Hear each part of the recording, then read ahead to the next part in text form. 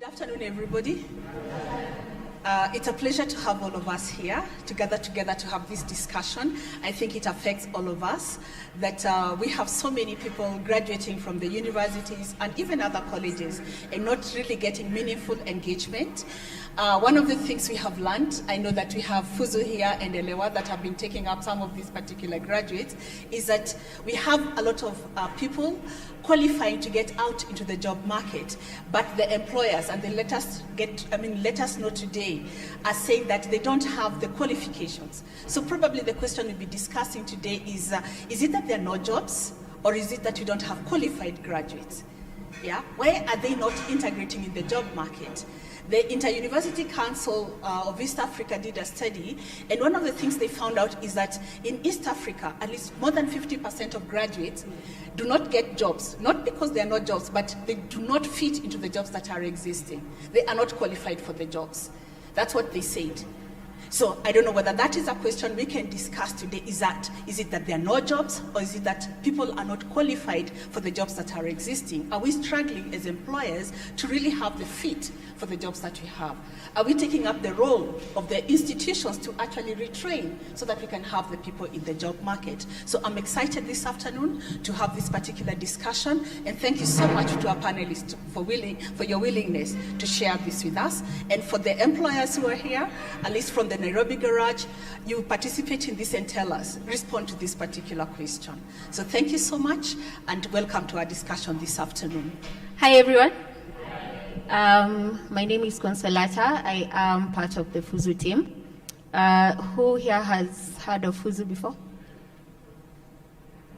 Awesome, amazing. So for those who haven't heard of Fuzu, Fuzu is an online career growth platform. So what we do is we support job seekers, which is basically everyone here. We support job seekers in finding the right opportunities. So most of people confuse us for being recruiters, but that's not our main focus. What we do is we guide job seekers in understanding what employers require of them, and then connect them to the opportunities so that they can be able to grow their careers. So I'm here to be able to answer questions that you might have concerning Fuzu and any other kind of employment questions. I hope I'll be able to answer them to the best of my ability. Good morning or good afternoon, whichever time zone you're in.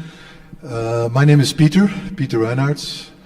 I'm a Belgian national, but the last 15 years I've been living and working in Kenya. You could consider me as a former corporate animal. I used to be with big corporations in the past, like Telkom Kenya, Orange, Zuku. But the last 6 years I've been involved in impact startups, and I'm actually involved in 5 of them, and 2 are based in another Nairobi Garage in Spring Valley. One is called Elewa, and the other one is called Atalanta. And I'm not going to introduce these companies, because sitting on my right is Ian, who is actually an alumni from EFAC, and who is one of the team members of Elewa. So he's better placed than me to introduce Elewa and Atalanta. I'm chairman of Elewa, but I'm also here wearing another hat, which is a new startup that has actually been active for only a couple of months. It's called Jazapengo, and as the name already indicates, is not trying to fill one gap but 2 gaps at the same time. On one hand, the gap of unemployment in Kenya and Africa, and on the other hand, the large and growing gap of businesses in Europe who find it more and more difficult to find the right profiles for specific jobs. So what Jazapengo is actually wanting to do is to be the interface between, on one hand, talent in Africa, and on the other hand, businesses in Europe who are looking for example, engineers. So we bring them together and actually see if there is an opportunity for engineers graduated from Kenyan universities to get employment opportunities in Europe.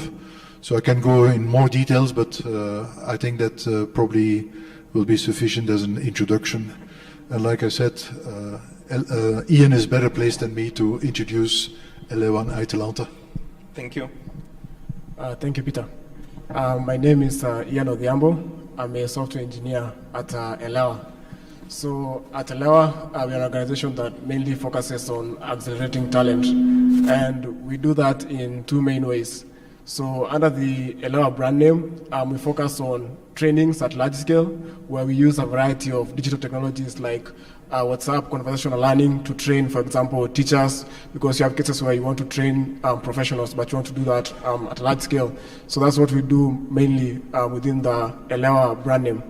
And with Atalanta, we have an apprenticeship program for young tech professionals that show a lot of promise.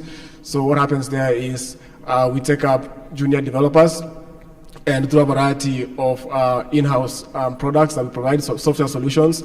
We use these products to train the junior engineers until they become senior engineers. So basically, we're talking about talent that can be deployed to the market and do work at a professional level. So for me, I'm also an EFAC alumni, and I've been working with Elewa and Atalanta for the past 12 months now. And it's been really an amazing journey. Starting off as a junior engineer and now being a senior engineer, I really get the chance to kind of like mentor other, junior engineers that are going through the program as well. And, kind of like helps me see the landscape from a very different perspective where, you have a lot of young engineers that are having a lot of challenges trying to fit into the software engineering market. So with the programs that we offer, it helps them transition from that junior engineering level to the senior engineering level. Yep, thank you. I'm Anne. My question is, if you don't have a job and you're just beginning, should you be looking for a specific job in your field, or when you're starting out, are you just supposed to take any job? Hi, Anne. That's a good question. The question, let me see if I understand what you mean. You mean that once you have graduated and you're looking for an opportunity, should you go and, for example, you've done accounting, should you go and look for a sales job, customer service job, because those are available, or focused on accounting? Is that what you're asking? So what I know from my experience is that once you have started in a specific field, it becomes very difficult for you to move away from that field once you've progressed. So for example, if I did accounting in uni and then I'm looking for an opportunity and then I start with maybe customer service, it's going to be very hard because I'll probably do customer service for a year or two, so my experience will be in customer service. So when I'm looking for an opportunity, it might be very hard for me to actually get an accounting job unless I start again from entry level. So what I would advise is, the mistake that most of us do when we finish uni is that we want to get a good paying job, which most times it really doesn't happen. So what you can do is start with an internship. Yeah, start with an internship. Internships can take maybe 3 to 6 months or more, and then you can maybe what is it called? Once you have started your internship, you can be allowed to continue in that company as a permanent employee, and then gain your experience in your field of interest.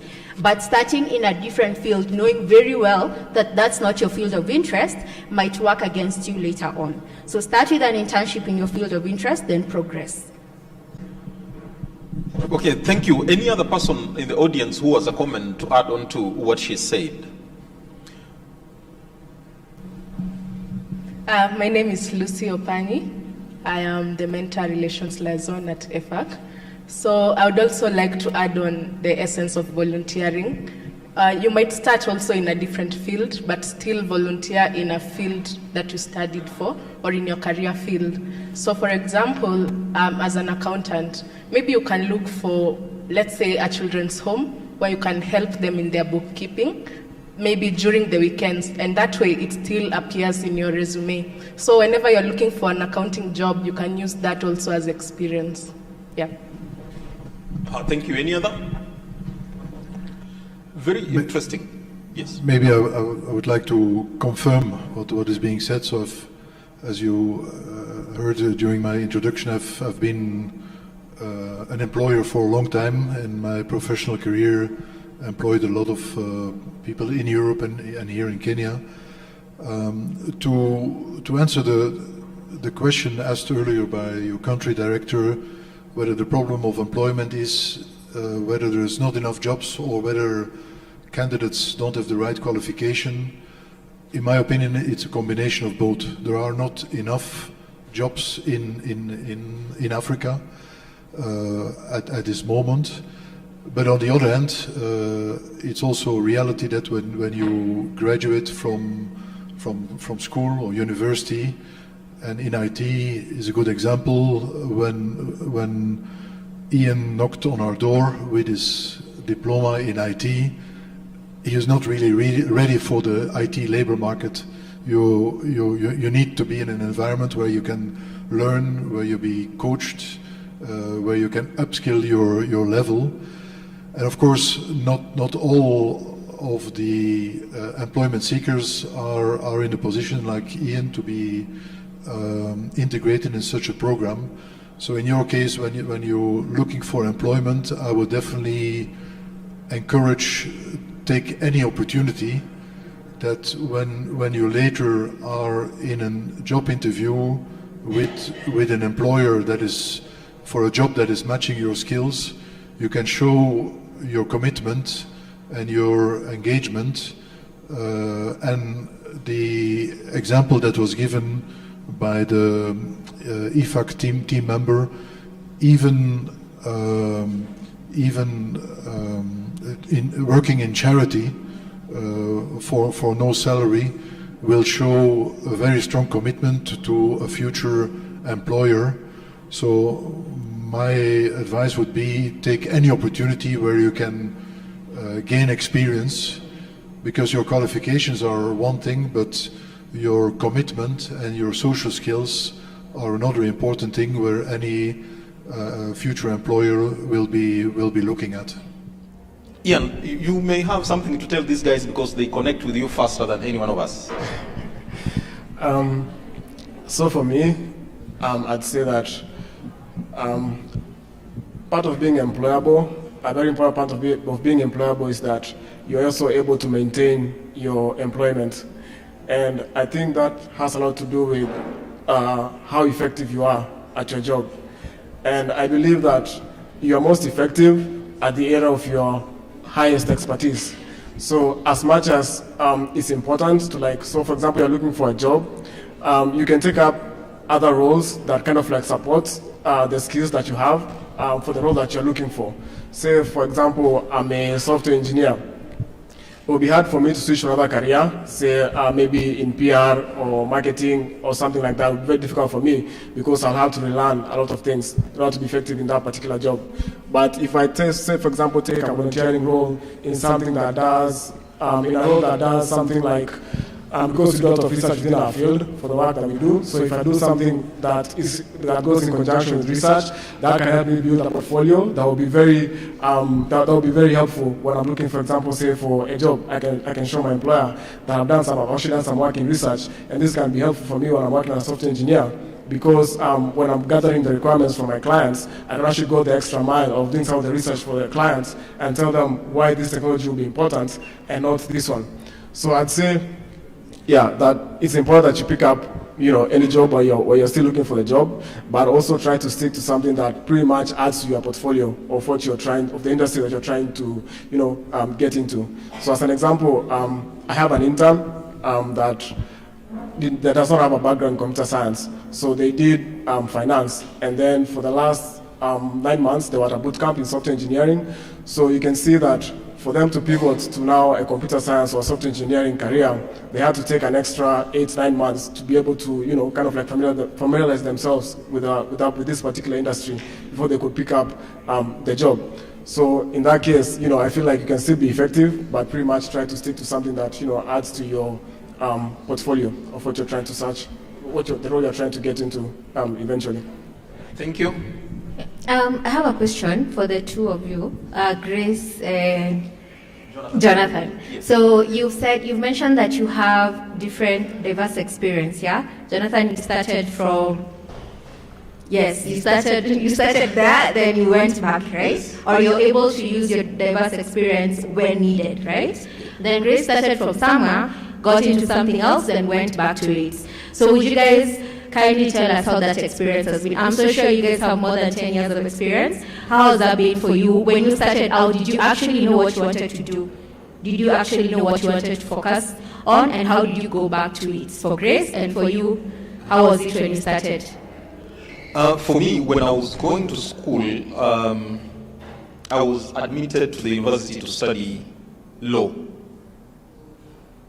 And I refused. I wanted to be a teacher because my father had been a teacher and I liked what he had turned out to be.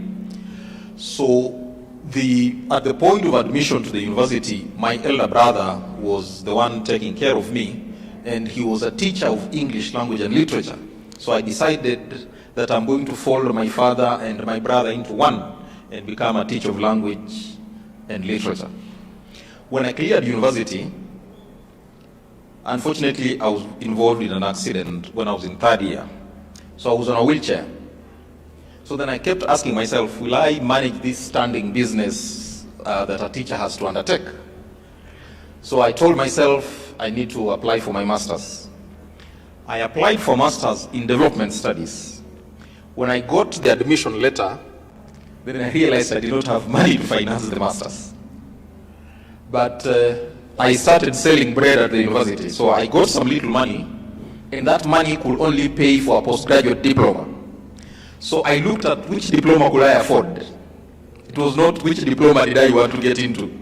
So I could afford a diploma in human resource management. So I got in and started. Then one of the professors found me in class and asked me, like, what are you doing in a diploma class? And I told him this is what I could afford. Then he told me, now that you already registered and you started your classes, I'm also going to register you in the master's class I had admitted you in. So now I found myself taking 2 courses at the same time without money.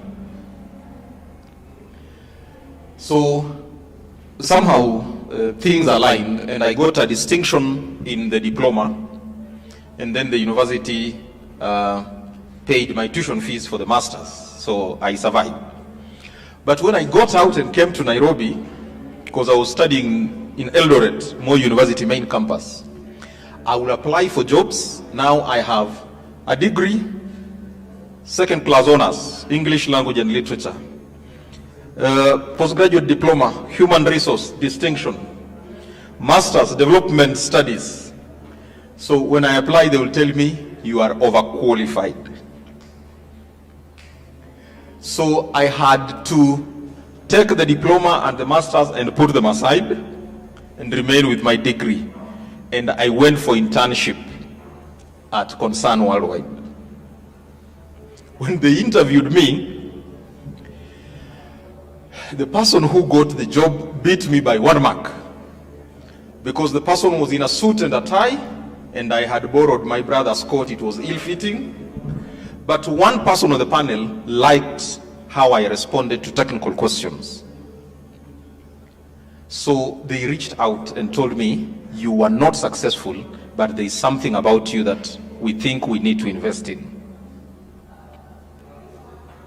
So I went in deputizing the intern who had been picked because I did not have a suit. But then while there, I was writing.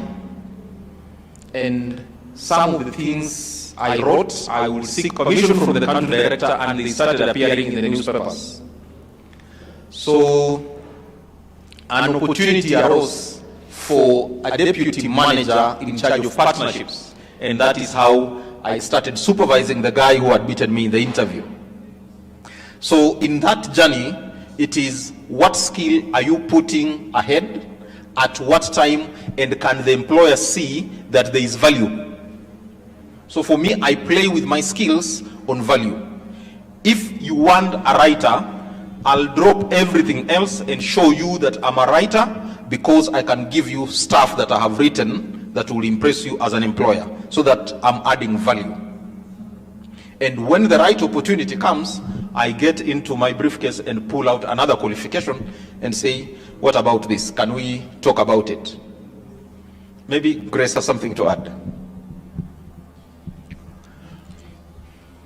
I had a long journey going to school and working. And maybe what I can say is that for the young people, you need to embrace the place you are and keep your eye on where you want to go. And that way you can be able to grow, but being motivated is not enough. You need to be determined.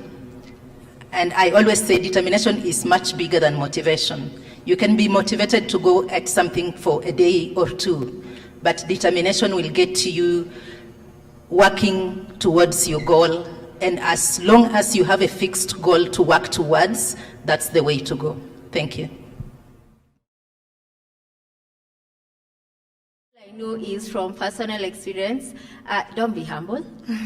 Don't be humble, because if you know what you can be able to do, you can't be given 20,000 when the role is offering 100,000. But there is a certain way that you are supposed to go into an interview. About Fuzu and how it works from the moment you register on the platform. So you are a Fuzulet? You've registered? You've registered on the platform? Oh, you use our platform. Nice. So, so how Fuzu works is, yes, first of all, we do not recruit. We have very rare occasions where an employer will tell us to do the recruitment process for them. That mostly happens with big companies, yeah, and they want us to help them with the shortlisting, but that's not what we focus on. So what we focus on is ensuring that job seekers understand how, what employers are looking for and how they can be able to position themselves. So from the moment when you register on the platform, on the Fuzu platform, you'll get a guide. Everyone knows Anne from Fuzu. Everyone has complained we send too many emails, but Anne from Fuzu is your guide, but we also have personalized support. So you come to the platform, you register, you create a Fuzu profile. Now, this is something, I guess, that applies to all online platforms. That goes LinkedIn, Fuzu, Brighter Monday, any other online platform that you guys use to apply for jobs, the ATS system. Yeah, so ATS system means applicant tracking system, where mostly it's not anyone coming to check your CV and saying, you know, you are qualified, this one is not qualified. It's a system that does that, which means that when you are creating a profile on any online platform, your profile on that platform is what really matters, because it is what the system will use to rank you for the applications that you make. So same case goes for Fuzu. The system is the one that will rank your profile, whether you are qualified for the position you're applying for or not. Now, understanding what ATS and what the application you're applying to, what the employer is looking for, then matching it to your application is what really matters. So that's something that you can learn. We can teach you on Fuzu when you reach out to us, so we can be able to help you with that. But what you need to know is that it uses an ATS system. So you say that it ranks whether I'm qualified for the job or not. Yeah. So from there, if I'm qualified, what happens? Okay, I see. So when you apply for a job on the platform, you're not applying to Fuzu. That one I think you already know, yeah? So employers do create their own accounts on the platform where they manage their own job applications. So the moment you have applied for a job and the ATS system picks you, First of all, there are like 100 more people who are applying for the same position, and they all think they're qualified. Yeah. So now, based on how you have positioned yourself, it's what's going to determine whether you're going to be at the top of the list or at the bottom of the list. Yeah. You might be at the bottom, you're still qualified, but there's someone else who is more qualified than you are. So once you have applied, the employer will now come and check the account and see whether you're at the top or at the bottom. So that's just how it goes. The moment you apply, FUSU is not involved. Now the employer comes in, and then they determine, based on other things like culture fit and all that, they determine whether you are the best fit for that position. Yeah.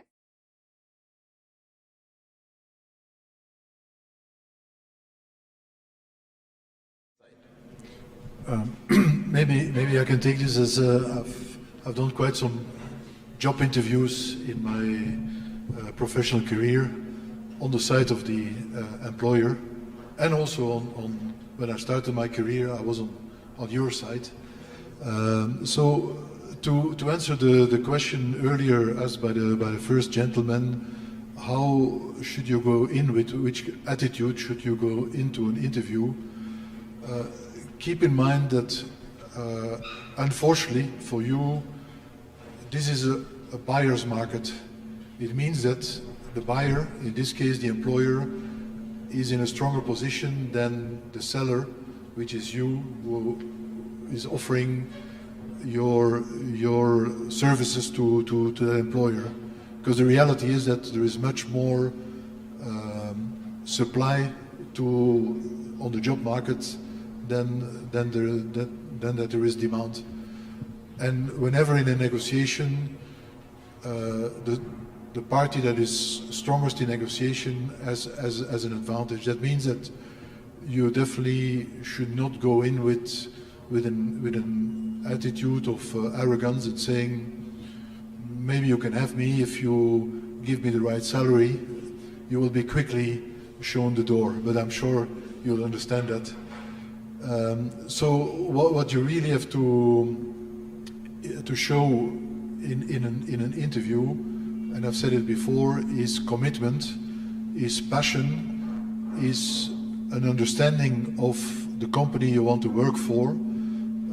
For example, I'm always surprised if at the end of an interview I'm asking if the applicant has any questions, and to me if an applicant is saying I have no questions, is already a strong indication, like probably this person doesn't seem to be very interested.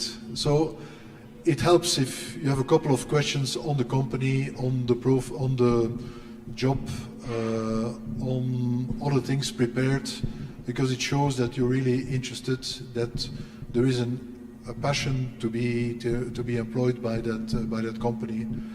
And a second point is what Ian has mentioned earlier. We have, for example, in our team at Elewa, one of the colleagues of Ian is an IT software engineer who has a degree of marketing communication. And she started doing software coding on her own because she just was interested. Then later it becomes a passion.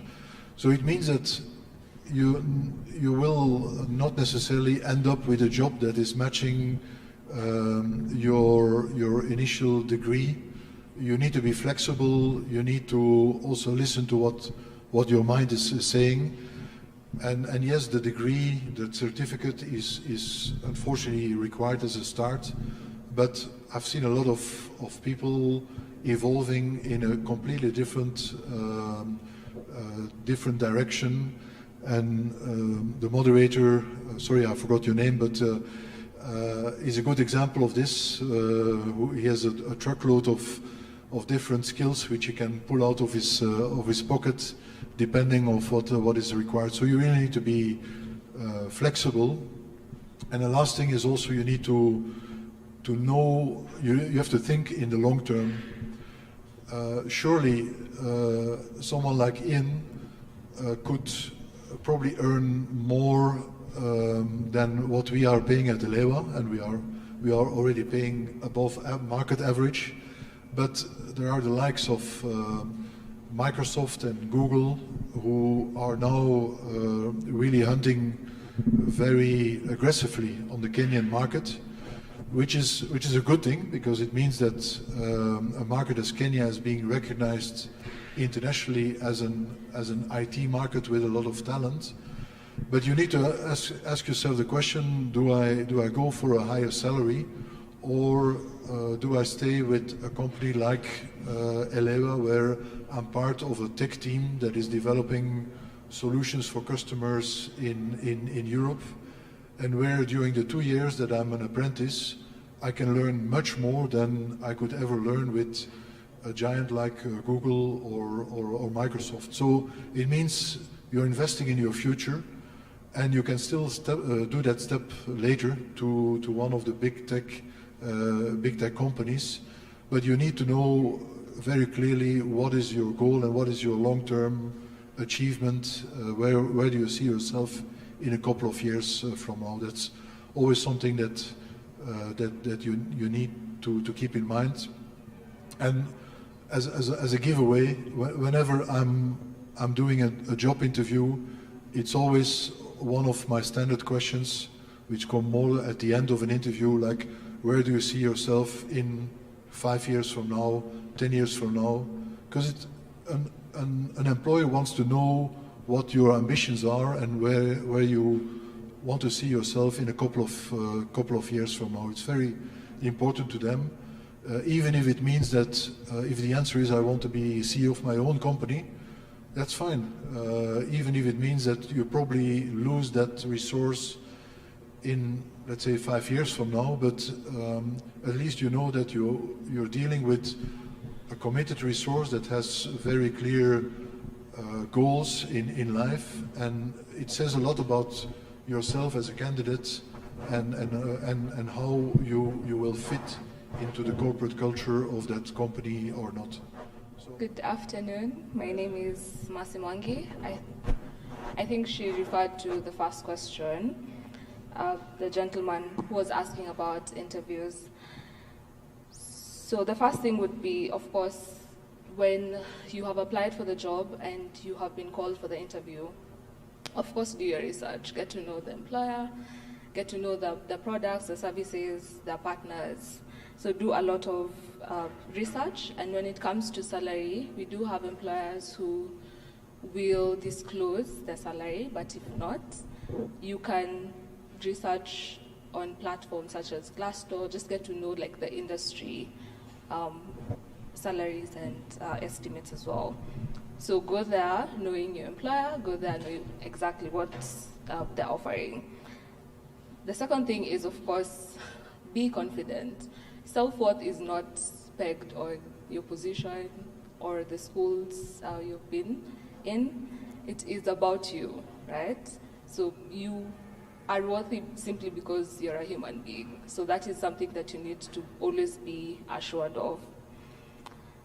So now you have done your research, you have your self-worth intact, it is the day of the interview. So of course, for every question, ensure that you answer confidently, right? So know that you are qualified, and that is the reason why you're there. The reason why you're called for that interview is because the employer saw something that they need. So be very confident. And as it was mentioned, always ask a question. It is a red flag if after the interview you do not have something to ask.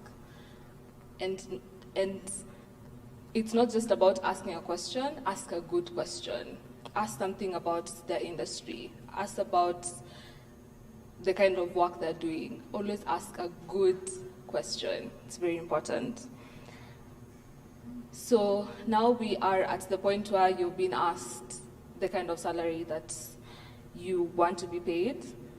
After you have done your research, have your number, have your range, but be very assured and be very confident about it. And of course, ensure that it is something that you can negotiate, you can deliberate about it, and you are able to justify. If you're asking for that amount, are you able to justify why you've asked for that particular amount. So now this again, it is based on your self-worth, it is based on your qualifications, and whether you are assured as a person. When all is said and done, it is not about being humble, as my colleague mentioned. It is about knowing exactly that you have value to offer, and with time you will find the right employer. You'll find the right employer who will pay you exactly what you deserve. But you need to build the skill. You need to know exactly what you're bringing to the table. Thank you.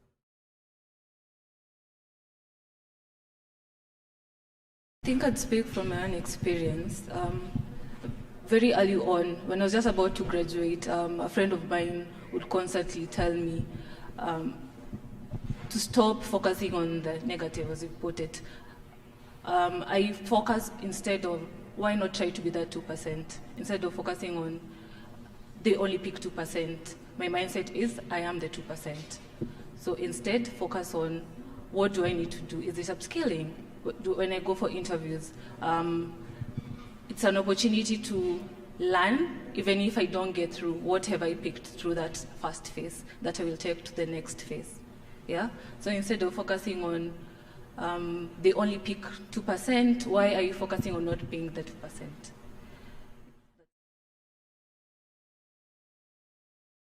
My name is Liz Gekera, and to answer that to you, Nicole, for the few people I have worked with and I've hired, the cover letter makes me read your CV, or rather proceed to the next step. And for the cover letter, let it be very basic. Your introduction, more about yourself and what you're bringing to the table. That on its own is going to be captivating. Don't even make it so long. It can even be up like 2, 3, a maximum of 4 paragraphs, and then we pick it up from there. Yes, it's definitely a way to, in a market, like I said before, where the employer is in a stronger negotiation position than you as an applicant. For you, it's actually a sales job. You have to sell yourself and show what makes you different from the other candidates for the job.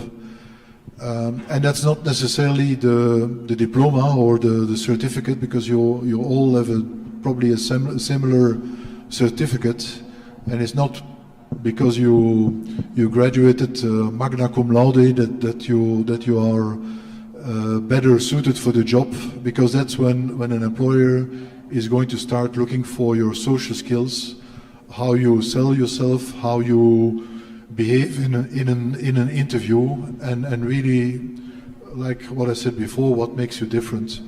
So I would say probably a tip is again that prepare something that during the interview you can drop, that is not necessarily you present yourself as you are. Don't try to fake, because any competent interviewer will immediately see through that. So just be yourself and point out something that is unique in your personality, and that again will make you stand out in the army of competitors that you have competing for the same job.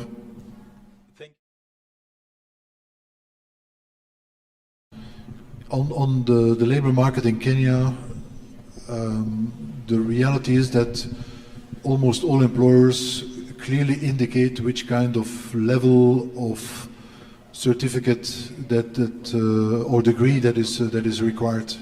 And I believe on a site like Fuzu, when you do the first assessment of employers, of candidates, what you explained before, you filter out the ones that are not matching the requirements. So my first advice is, if you're not matching the requirements, probably don't spend your time and energy, because anyway you will be filtered out. But then once you apply for for a job and you match the requirements, the academic requirements, then it comes back to what I said before. Once you go into the interview, make sure that by passion, commitment, you distinguish yourself from the crowd. You'll find that when you're applying for a job, most of us have only one CV. Mtu ako na one CV from 2019 to 2022, and that is the CV that they've been using to apply for all the jobs that they feel they are qualified for. Yeah, all you do is update the experience. Now that's a challenge. That's something that's really going to get you frustrated with your job search, because trends change. Yeah, the ATS itself will need you to change your CV like all the times you're applying for a job, because you need to customize your application based on the job qualifications. So what I can say is personal initiative, very important. Understand what the employers are looking for, understand what an ATS, applicant tracking system, what does it do? It's an electronic system. For those who don't know, it's an electronic system that helps employers makes it easier for employers to be able to go through resumes and then find the right people to fit their organizations. So just when it comes to applications and you working in any organization, it's a very personal initiative to know whether you're going into a toxic environment. And that's why Mercy mentioned that, do your research.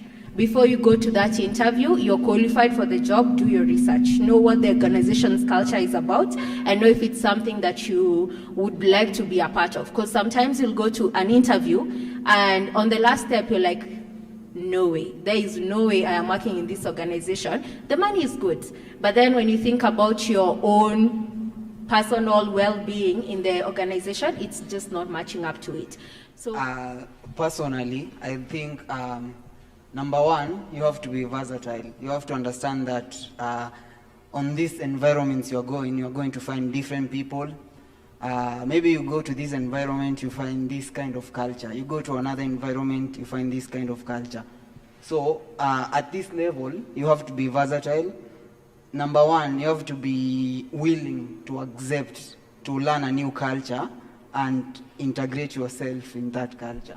So you have to be willing to learn, and not only learn technical stuff, but you have to be willing to learn how to interact with people in particular settings and in particular contexts.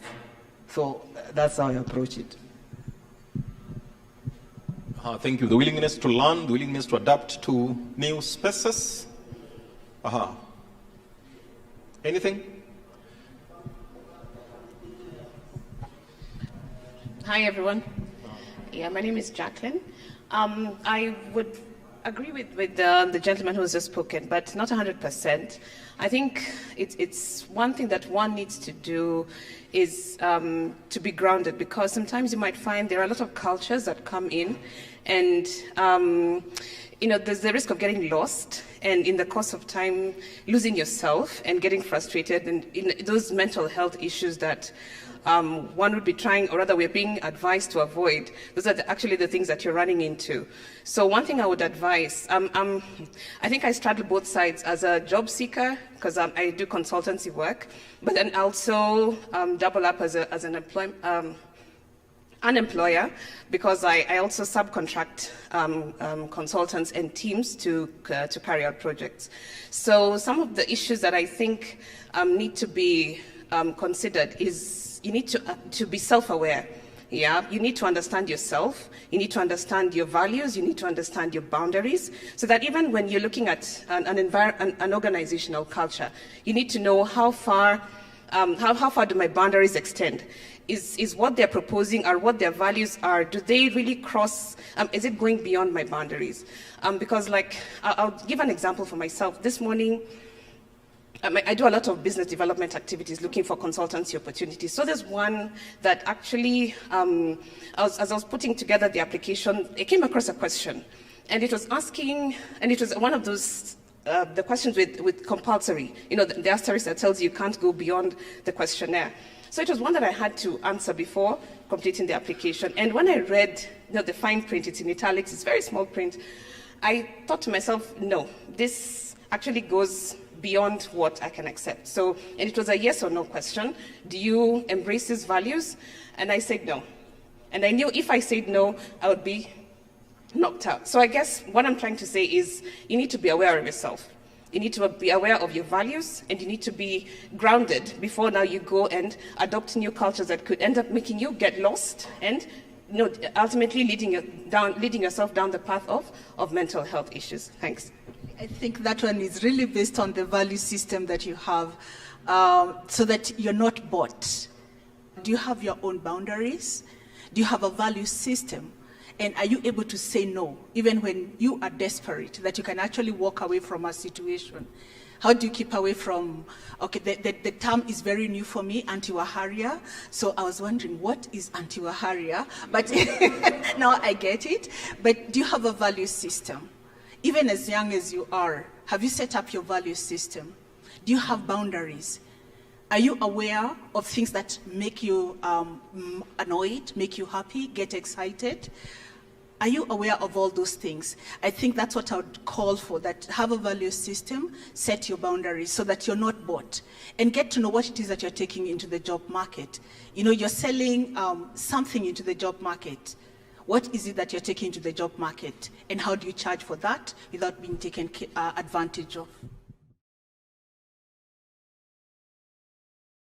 Hi, my name is Edward. I'm Ruben's colleague.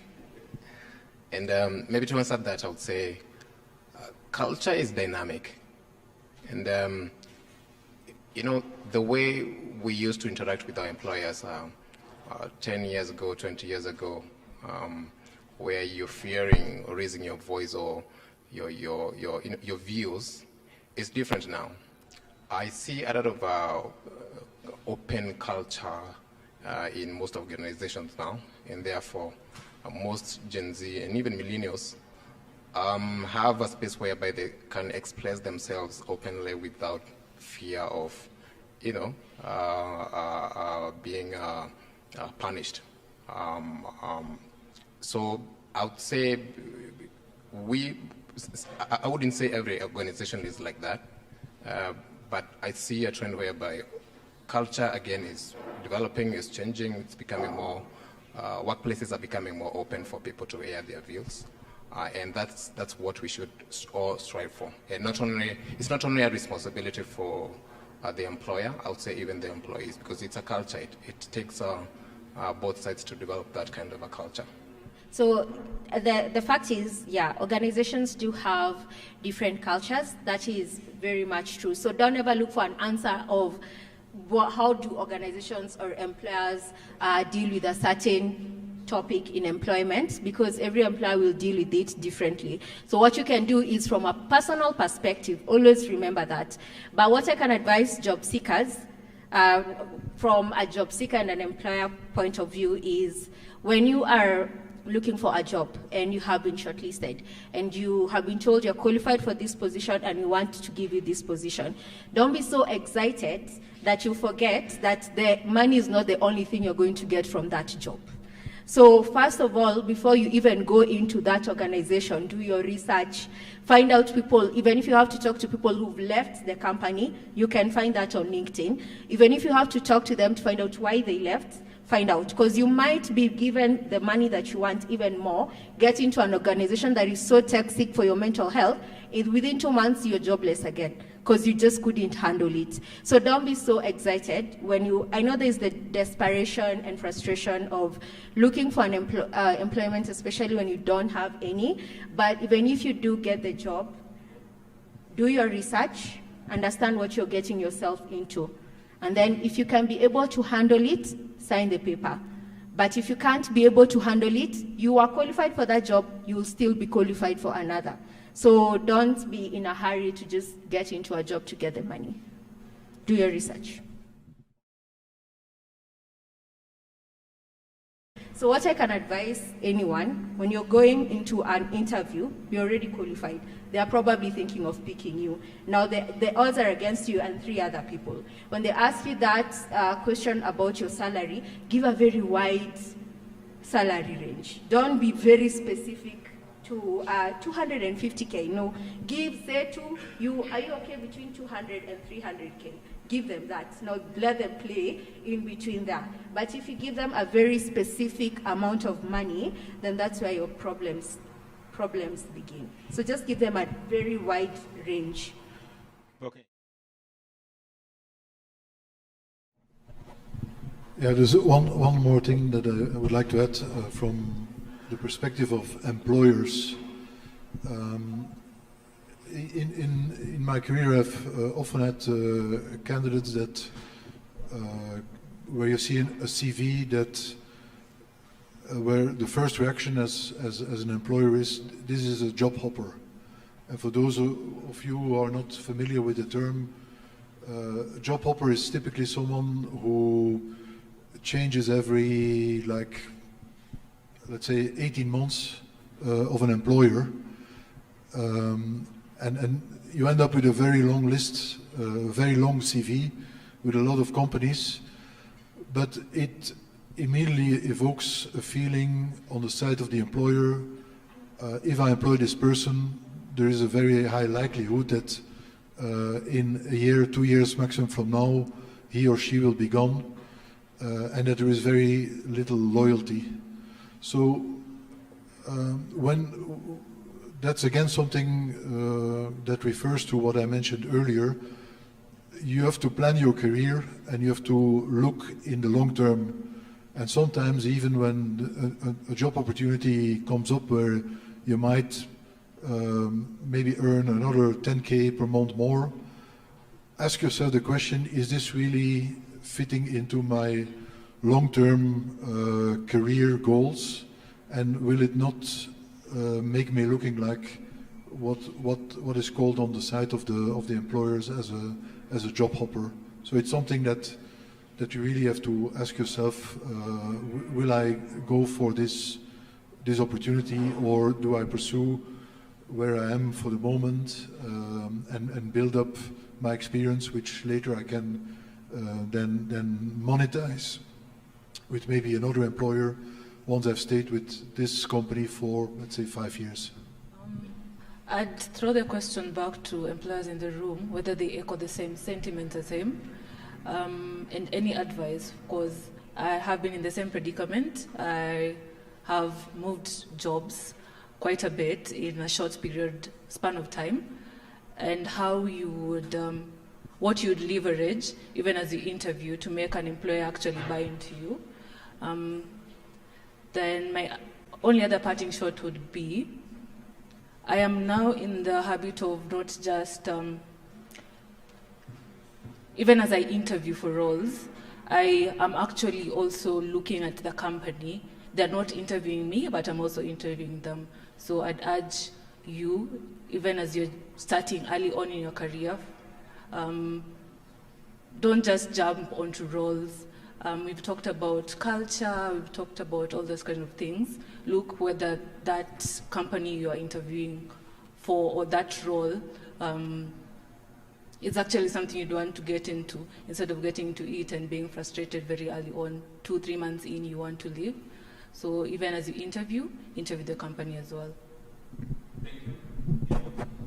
Yeah, so for me, maybe I just comment on the attitude and mindset when you're going through the interview process.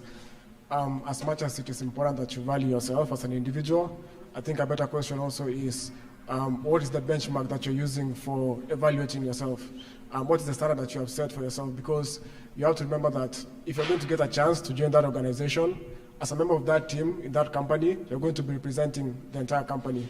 So it's very important for the company as well to make sure that you meet the standards of that particular organization.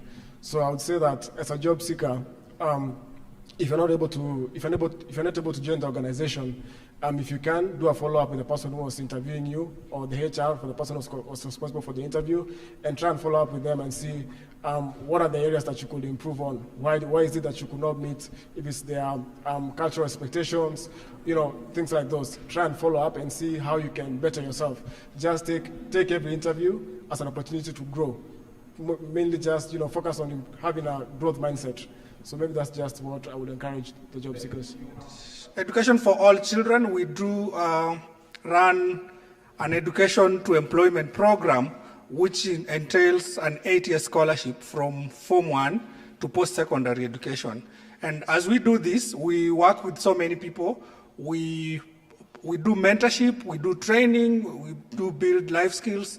We connect the students to opportunities, internships, industrial attachment, and so forth. We believe that for us to be able as a country to build a workforce in the current generation, because according to the Vision 2030, Kenya is supposed to be a knowledge economy, and we are just heading there. We work in collaboration with so many organizations, many people. Each one and every one of us here has something to give. It's for that reason we would like to call upon you to come and support us. You can reach out to us in whatever capacity, as a mentor, as a trainer. Some of you are consultants, you have very serious skills that we need to put into our students. So we call this, we are issuing this call for action so that you can partner with us and let us work together. We are